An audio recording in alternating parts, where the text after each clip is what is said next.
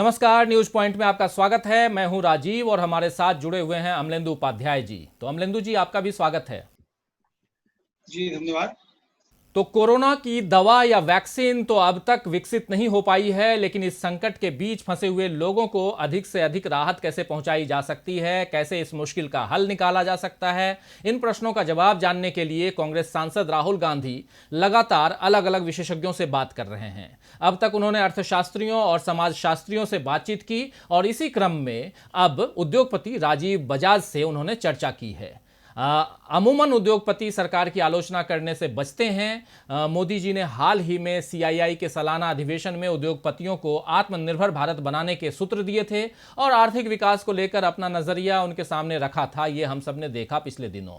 उनकी सरकार के बहुत से फैसले भी उद्योगपतियों की सुविधा और उनके हितों के लिए होते हैं, ये हम सब देखते आए हैं। ऐसे में स्वाभाविक है कि उद्योगपतियों का एक बड़ा वर्ग जो है वो मोदी जी का मुरीद है। लेकिन राजीव बजाज, जो बजाज के एमडी हैं यानी कि मैनेजिंग डायरेक्टर हैं, उन्होंने कोरोना काल में मोदी सरकार के द्वारा लिए गए फैसलों से सहमत वो नहीं हैं और उन्होंने कहा है कि मुझे लगता है कि हमारे यहाँ खुलकर बात रखने और तर्क करने में कमी रह गई है। दूसरी तरफ प्रमुख विपक्षी दल कांग्रेस ने भी लॉकडाउन के तरीके पर शुरू से सवाल उठाए हैं और सरकार से ये भी पूछा है कि लॉकडाउन के बाद वो किस तरह हालात संभालेगी, कैसे अर्थव्यवस्था को गति देगी।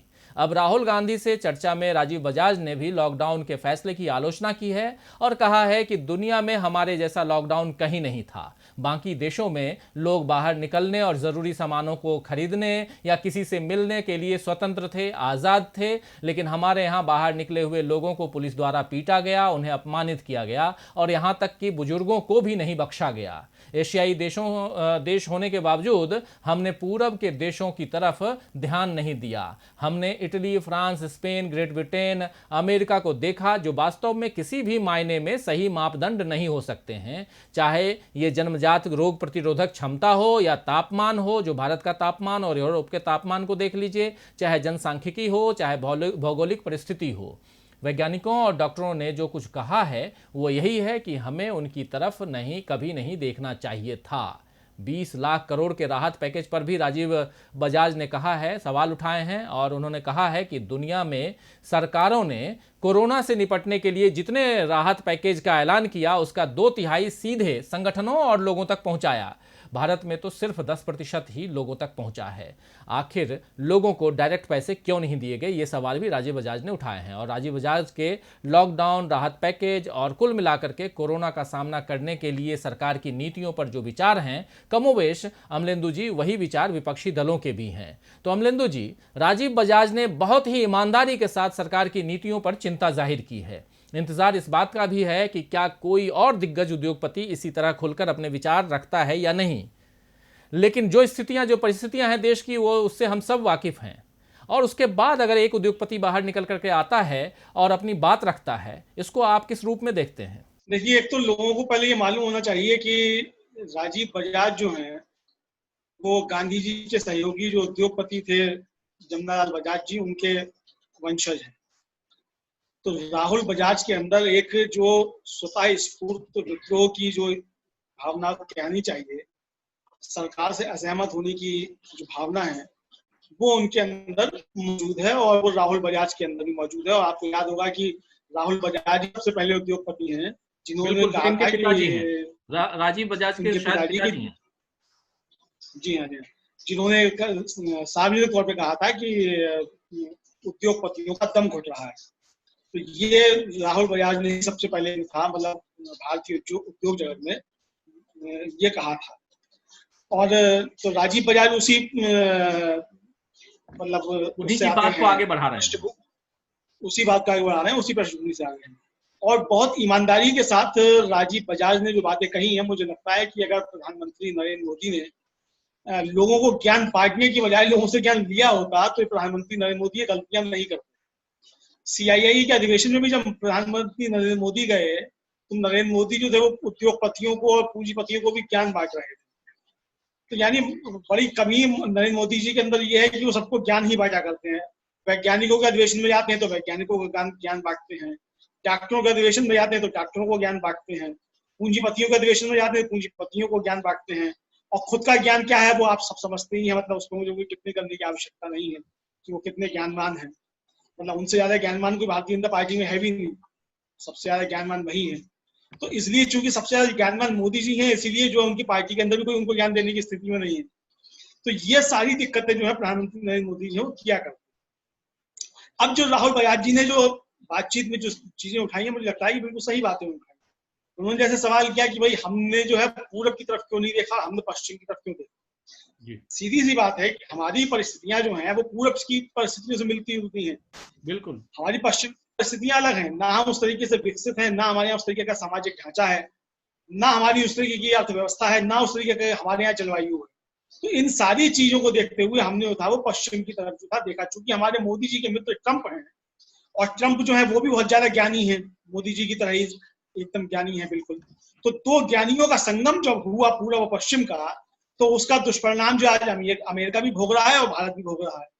तो इन दोनों ज्ञानियों के जो संयोग से, उनके मिलन से जो दुर्गति होनी चाहिए थी भारत और अमेरिका की, वो दोनों जगह हो रही है। अमेरिका में ज्यादा जल्दी हो रही है और भारत मुझे लगता है कि उस दिशा में लगातार आगे बढ़ रहा है और हम चीज से पहुंच गए हैं। और मोदी जी की कृपा बन रही है तो बहुत जल्दी हम लोग जो है विश्व बन जाएंगे कोरोना के मामलों में भी। जिस तरीके से जो है लॉकडाउन को अनलॉक करने की जो प्रयास किए गए हैं उसको देखते हुए जी। तो राजीव बजाज ने जिस भी बातों की तरफ ध्यान, मतलब बातें कही उन्होंने, मुझे लगता है कि वो एक उद्योग जगत की तरफ से भी जो थी, जो प्रक्रिया सही मायने में होनी चाहिए थी, वो प्रक्रिया उद्योग जगत की तरफ से राजीव बजाज ने दी है।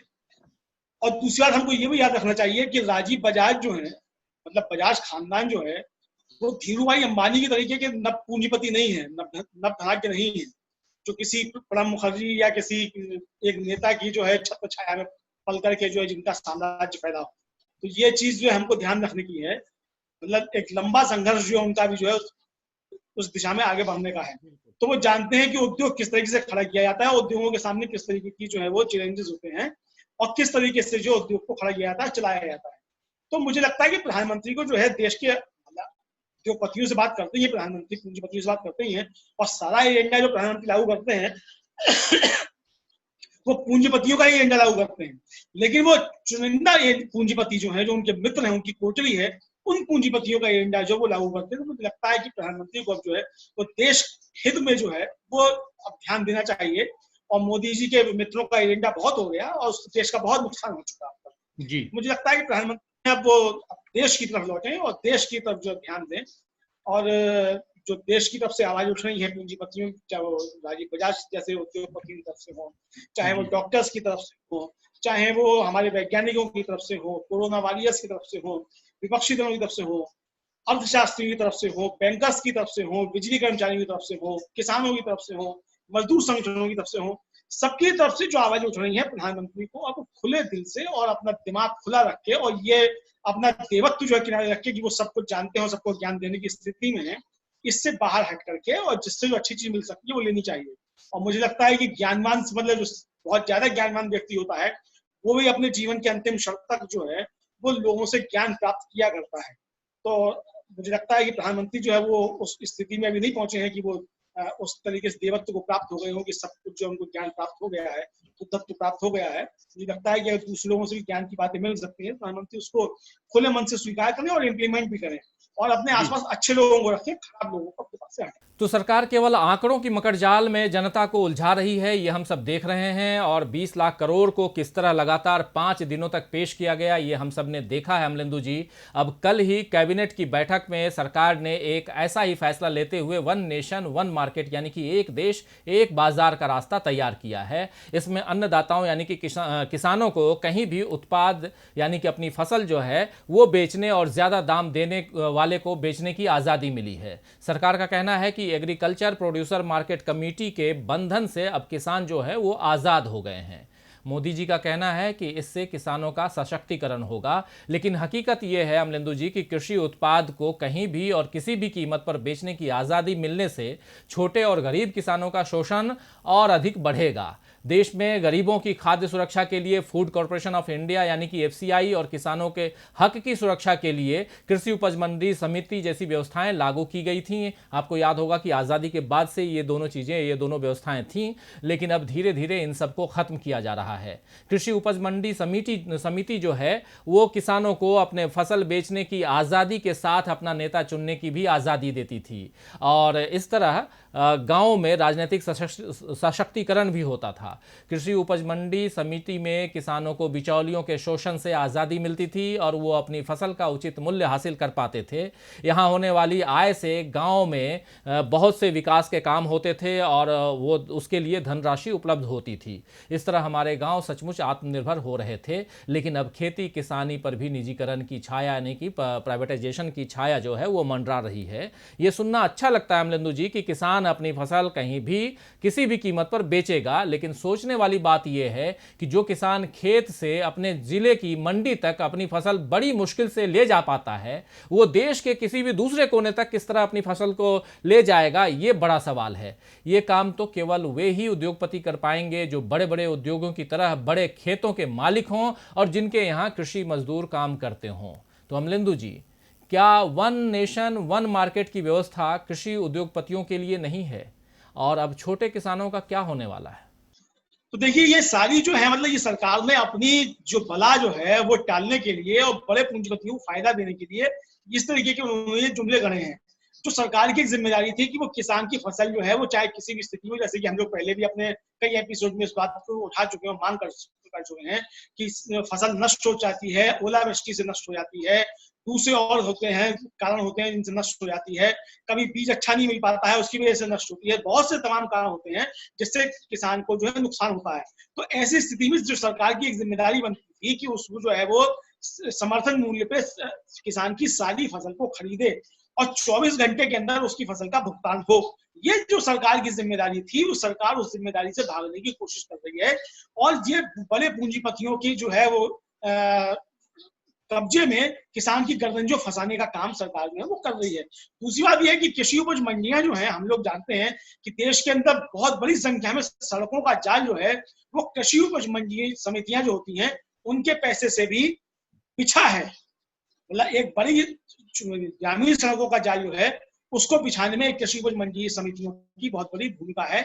यानी कि वो सीधा सीधा एक तरीके से किसान के पैसे से ही जो है सड़कों का जाल बिछा है। तो इस तरीके से उसको भी जो है वो नष्ट करने का काम जो है वो इस वन नेशन और वन मार्केट की जो बात की जा रही है किसानों के लिए, इसके माध्यम से किया जा रहा है और पूरे तरीके से जो है किसान को तबाह बर्बाद करने की जो कोशिश की जा रही है। हम लोग जानते हैं कि जो देश के अंदर किसानों की आत्महत्याएं जो बढ़ी हैं उसमें बहुत बड़ा रोल जो बीटी कॉटन आता है उसका भी रहा है। तो वो बीटी कॉटन का रोल क्या है, वो भी यही है कि वो जो आप फसल उगा लेते हैं उसके खरीदार लिमिटेड और चुनिंदा जो है वो बड़े घराने होते हैं, वही उसको खरीदते हैं। तो जब किसान इस तरीके से बड़े पूंजीपतियों के कब्जे में फंस जाएगा तो उसकी मजबूरी होगी कि जिस भी रकम पे, जिस भी तय चीज पे जो है वो कंपनियां चाहेंगी उस पर किसान की फसल खरीदेंगी। तो ये एक तरीके से किसान को जो है वो पूंजीपतियों के शिकंजे में छोटे साहूकार से निकाल करके बड़े साहूकार के कब्जे में जो है फंसाने की जो है वो एक कोशिश है और इसका आगे चल करके बहुत दुष्परिणाम सामने आएंगे।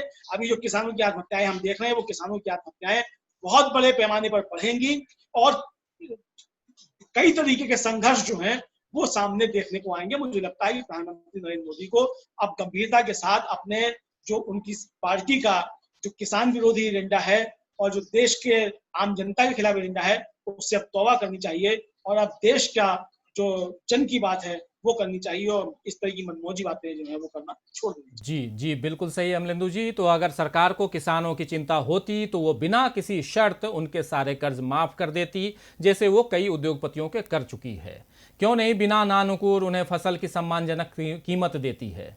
कोरोना के नाम पर अपनी नाकामियों को छिपाने और पूंजीपतियों को खुश करने के आखिर कितने फैसले सरकार और लेगी। लेकिन सवाल ये भी है अमलेंदु जी कि आखिर अपने उद्योगपति मित्रों के आगे सरकार क्या किसानों के हित के बारे में सोचेगी और क्या अपनी जुबान पर ताला लगाए बैठे उद्योगपति राजीव बजाज जैसे बिजनेसमैन की बातों से कुछ सीख लेंगे।